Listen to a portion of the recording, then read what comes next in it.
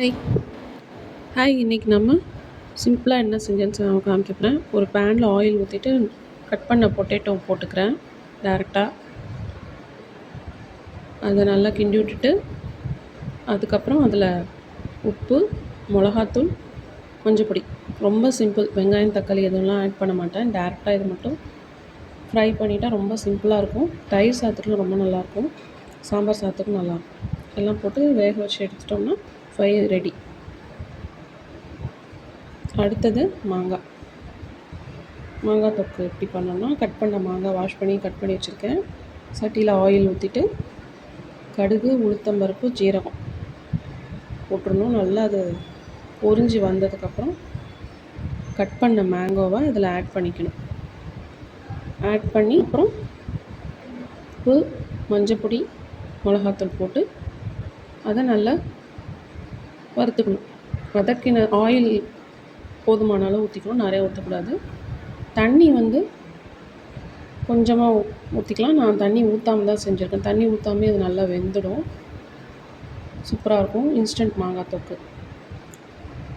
அடுத்தது தோசை. ஸ்பெஷலாக ஒரு 4 தோசை ஊற்றணும். பொடி தோசை அது எல்லாருக்கும் தெரியும். தோசை மாவு ஊற்றி மேலே பொடி போட்டுடணும். அடுத்தது எக் ஸ்பெஷல் தோசை. தோசை மாவு ஊற்றிட்டு கல்லில் 2 முட்டை, ஒரு டொமேட்டோ சாஸ், கொஞ்சம் 2 ஸ்பூன், அப்புறம் மிளகு பொடி போட்டு உப்பு கொஞ்சமாக போட்டு நல்லா கலக்கி வச்சுக்கணும். ஒரு கிண்ணத்தில் தோசை ஊற்றி கல்லில் ஊற்றிட்டு அது கொஞ்சம் வெந்ததுக்கப்புறம் அதை போடணும். இது வெங்காய தோசை. மேலே லைட்டாக வெங்காயம் தூவிட்டு பொடி தூவிட்டோம்னா இது வெங்காய தோசை. அடுத்து வர்றது ஸ்பெஷல் முட்டை தோசை. இப்போ நான் சொன்ன மாதிரி அதை செஞ்சுக்கலாம். வெங்காயம் கொஞ்சம் வெந்தால் கூட நல்லாயிருக்கும், கரகரன்ட்டு இருக்கும். அதான் நல்லா டேஸ்ட்டாக இருக்கும். பொடி தூவிட்டு எண்ணெய் ஊற்றி திருப்பி போட்டோம்னா வெங்காய தோசை ரெடி. இது குட்டி தோசை எங்கள் வீட்டு பசங்களுக்காக. அடுத்ததான் நான் சொன்ன இந்த ஸ்பெஷல் முட்டை தோசை.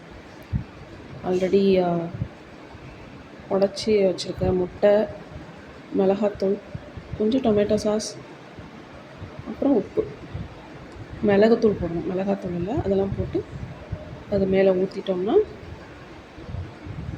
கொஞ்சம் மீடியம் ஃப்ளேமில் வச்சு வேக வைக்கணும். நல்லா வெந்துடும். டேஸ்ட்டும் சூப்பராக இருக்கும். நம்ம இதுக்கு எதுவும் சைட் டிஷ்ஷாக தொட்டுக்க தேவையே இல்லை. அவ்வளோதான்.